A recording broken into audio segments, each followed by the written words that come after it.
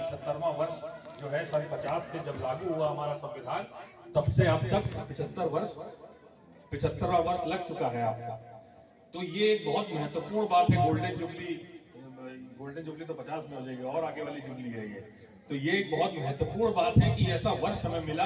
बहुत महत्वपूर्ण ये वर्ष है जिसमें हमें, आपको और हमें मिल करके, बच्चों को खास तौर से मैं ये कहना चाहूंगा कि मिल करके संविधान को पढ़ना चाहिए।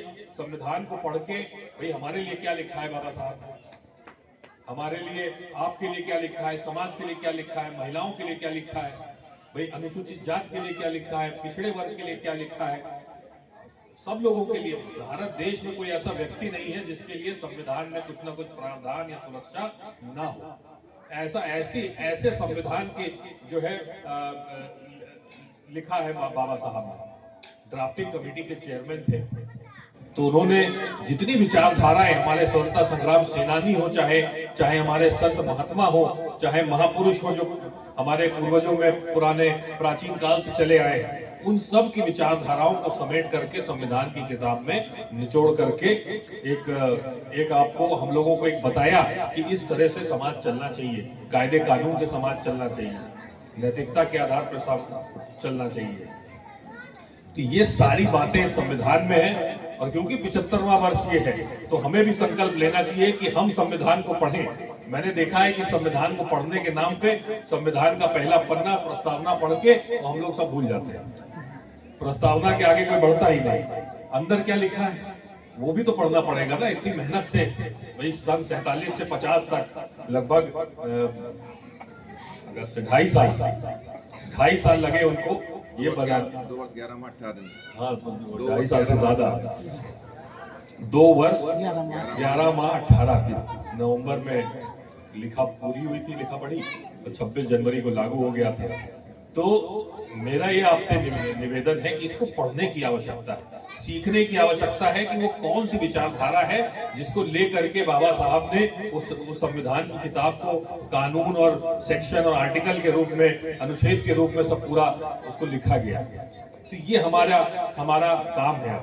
और हमको एक और संकल्प लेना पड़ेगा कि 75 वर्ष से हम जो है इसकी सुरक्षा लेते रहे संविधान की। लेकिन आज हमारा कर्तव्य है, क्योंकि हम लोग थोड़े मजबूत हो गए, मैं देख रहा हूँ आप लोगों को एकदम मजबूती से पूरा समाज यहाँ पे बैठा हुआ है, तो हमारा भी अब ये फर्ज बनता है कि हम मजबूती से संविधान की भी सुरक्षा करें, इस पे कोई आंच ना आने दें।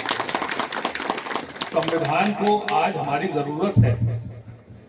संविधान में जो लिखा है वो, ये संविधान की किताब जो आपकी है ये विदेशों में पढ़ाई जाती है। जब कोई कहता है कि संविधान अगर हमें पढ़ना है, चाहे यूनिवर्सिटी वहाँ की न्यूयॉर्क यूनिवर्सिटी हो, कोलंबिया यूनिवर्सिटी हो, या इंग्लैंड में कोई यूनिवर्सिटी हो, हर कोई यूनिवर्सिटी, जर्मनी में पढ़ाया जाता है। ये पढ़ाया इसलिए जाता है क्योंकि इतने अच्छे से लिखा है, इतने छोटे में। वैसे तो लिखित में सबसे बड़ा संविधान है, लेकिन बिना लिखित संविधान भी होते हैं दुनिया में, वो तो और बड़े हैं। लेकिन इतने छोटे में इतनी सारी बातें, इतने सारी चीजों को इन्होंने, बाबा साहब ने लिख डाला। इसको हमें पूरी दुनिया आज पढ़ती है। सबसे पहले अगर नंबर आता है तो भारत के संविधान का आता है, उसको पढ़ने में। तो हम लोग को भी पढ़ना चाहिए। जब दुनिया पढ़ रही है तो हम लोग को भी पढ़ना चाहिए, बच्चों को सिखाना चाहिए कि क्या आपको इससे मिल रहा है और हमको देश के लिए क्या करना चाहिए। ये भी लिखा है article 51 directive principle state policy, DPSP जो होता है, तो उसमें हमारे क्या कर्तव्य है। हमने अधिकार तो ले लिया, आरक्षण भी ले लिया और सब कुछ ले लिया, लेकिन हमारे जो कर्तव्य है वो भी उसमें लिखे। तो वो भी हमको विचार करके देश को बेहतर बनाने के लिए, समाज को बेहतर बनाने के लिए और अपने खुद और सशक्त होने के लिए ये बहुत जरूरी है। तो बस यही मेरा आपसे निवेदन था। आपने समय दिया इसके लिए बहुत बहुत धन्यवाद। और जय हिंद, जय भीम, जय संविधान, जय। मैं चाहूंगा भाई आदरणीय बाबूलाल जी और जयजान जी, माननीय सांसद जी का माल्यार्पण। हेलो, नहीं, हाँ दोनों लोग करने में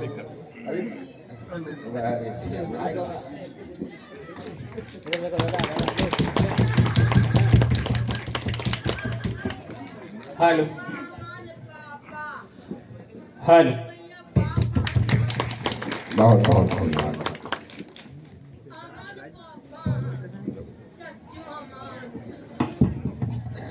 ताली बजाइए।